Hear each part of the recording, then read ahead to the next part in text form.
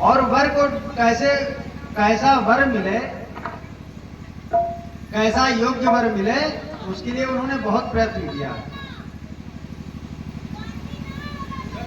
अब उन्होंने बहुत सारा जो है उद्योग किया वर को प्राप्त करने के लिए, लेकिन उनको कहीं वर नहीं मिला, कोई अच्छा संतान ऐसा नहीं मिला जिसके देवहूति के साथ विवाह कर सके। देवहूति कहती है जो बहुत पतिव्रता है, अच्छे कर्म को करने वाली है, सत्कर्म को करने वाली है, सत्कर्मों को करने वाली है। और सत्कर्म जो व्यक्ति करता है, जो स्वयं धार्मिक हो, अच्छे कर्म करने वाला हो, वो व्यक्ति वैसे ही संतान को, वैसे ही पुत्र को, वैसे ही दामाद को चाहता है।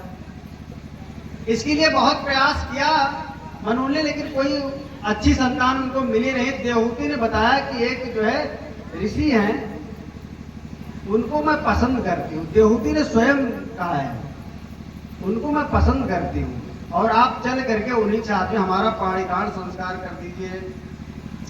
तथा सचाहम पयोढुकामा समानशीलां गृहमेधधेनुम् उपैवान्मूलमशेषमूलं दुराशया काम दुरांग्रिपस्य गृहमेधिधेनुम्। देखो, पत्नी का एक नाम क्या है? गृहमेधिधन्वा।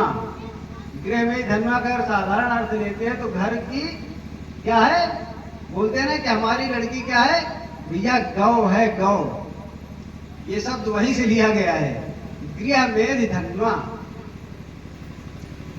स्त्री का एक नाम क्या है, पत्नी का एक नाम क्या है? गृहमेधिधन्वा, मतलब गाय। घर किसको बोलते हैं? पत्नी का ही नाम घर है, और उस घर में रहने वाली जो गाय है कौन है? हमारी पत्नी है। गृहमेधिधन्वा, जैसे गाय इस पूरे संसार को चलाने के लिए अन्य संसाधन, अन्य कर्म करती है, वैसे ही पत्नी भी हमारे घर को चलाने के लिए बहुत प्रकार से अपना जो है उद्योग करती है, कर्म करती है। और उस कर्म को करने में उसका जितना वर्चस्व होता है, उतना इस संसार में किसी अन्य का वर्चस्व नहीं होता है। आकर के मनु जी ने प्रार्थना किया कि आप हमारी पुत्री के साथ में विवाह कर लीजिए। तो कर्दम जी ने कहा कि देखो, विवाह उसके साथ में किया जाता है कि जो बहुत गुणवान हो, शीलवान हो, धर्मवान हो। और भैया देखो, हमारे पास कोई घर इत्यादि है नहीं। कर्दम जी कहाँ थे? एक वृक्ष के नीचे रहा करते थे, एक वृक्ष के नीचे रहा करते थे। और मनु कौन है? राजा है। एक राजा अपनी कन्या का विवाह किससे करने का प्रयास कर रहा है? उस व्यक्ति के साथ में जिसके पास धन ही ना हो, जिसके पास में धन ही ना हो। अगर जिसके पास धन ना हो, ऐसे व्यक्ति के साथ में कोई विवाह करेगा अपनी पुत्री का? लेकिन मनु जी ने ऐसा संकल्प किया, देखो हमारी पुत्री की इच्छा है तो हमको विवाह कर देना चाहिए, क्योंकि जो वर के लक्षण बताए गए हैं वो सब इस संतान में, इस कर्दम जी में ये सारे लक्षण दिख रहे हैं। कर्दम जी में कौन कौन से लक्षण हैं? पहला जो तपस्वी है, त्यागी व्यक्ति ही घर को बहुत अच्छे संसार को चला सकता है। आप देख रहे होंगे इस समय 2 त्यागी संसार को चला रहे हैं, 2 त्यागी इस पूरे भारतवर्ष को इस समय चला रहे हैं। तो त्यागी व्यक्ति जितना घर अच्छे से चला सकते हैं, उतना कोई अन्य व्यक्ति नहीं चला सकता है।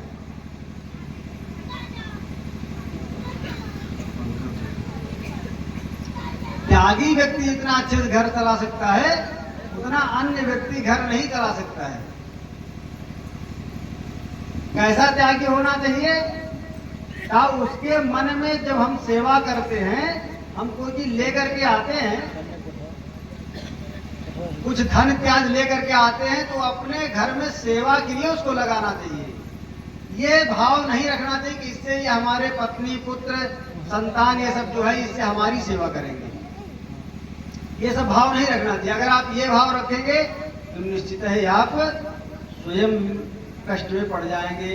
कल मैंने बताया था ना देहे स्थिमांस रुधिरे विमतिं त्यजत्वं जाया सुता दिशु सदा ममतां विमुंच।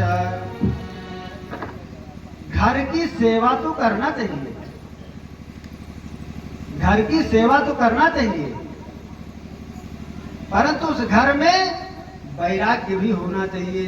घर में मन न लगावे। अगर आप घर में मन लगा लेते हैं तब क्या होगा कि आप उस समय, जैसे मैंने कल बताया था ना, तो बाबा जी एक आत्मदेव जी परेशान हो गए थे, वैसे ही हम लोग भी परेशान हो जाएंगे। देखो, जितने अपने पुत्र से मोह करेंगे उतने वो धीरे धीरे आपकी बात को मानेगा नहीं। आखिर उसके पास भी अपने कुछ बुद्धि होगी, कुछ दिमाग होगा ना। आप अपनी चलाओगे, वो अपनी चलाएगा, इसलिए आपकी बात वो मानेगा नहीं, इसलिए वो आपकी बात को मानेगा नहीं। तो इसलिए उसमें आपका मन नहीं लगना चाहिए। सेवा करना चाहिए, सेवा करना चाहिए, लेकिन उसमें मन न लगे। घर का कार्य आप सारा करो, परंतु घर में आपका मन न लगे। किसमें मन लगे? भगवान में मन लगे। आप खूब अच्छे से भजन कीजिए, खूब अच्छे से कीर्तन कीजिए, क्योंकि जितना आप भजन कीर्तन करेंगे उतना आप सेवा भी करेंगे और भजन कीर्तन भी। जो व्यक्ति सेवा बहुत अच्छे से करता है वो व्यक्ति त्याग भी बहुत बढ़िया से करता है, क्योंकि सेवा का जो धर्म है वो सबसे कठोर बताया गया है। सेवा करना आसान काम नहीं है। और सेवा करना क्या, लोग प्रणाम अच्छे से नहीं करते हैं। आजकल तो प्रणाम भी ऐसे हो रहा है,